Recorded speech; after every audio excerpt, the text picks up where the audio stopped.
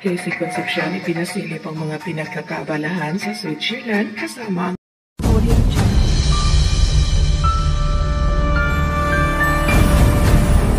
boyfriend na si Ito ang latest video ngayon na ibinahagi ni Casey Concepcion sa kanyang Instagram account at kuha ito sa kanyang pagbabakasyon recently lang kasama si Mike sa Switzerland. Hindi pa kumpirmado ngayon mga ka-showbiz talkies kung kasama niyang bumalik sa Pilipinas ang boyfriend na si Mike. Pero tila nag-i-enjoy talaga ang dalagang aktris mga ka-showbiz talkies sa kanyang recent vacation.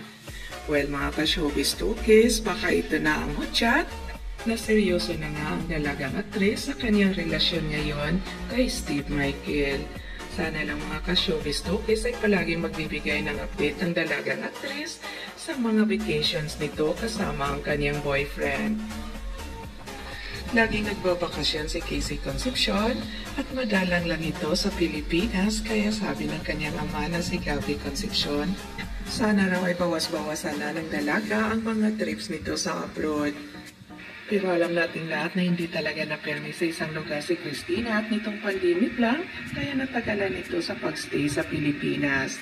Kaya tinaguri ang citizen of the world ang dalaga dahil sa palagi itong umalis at pumupunta sa iba't ibang dako ng mundo.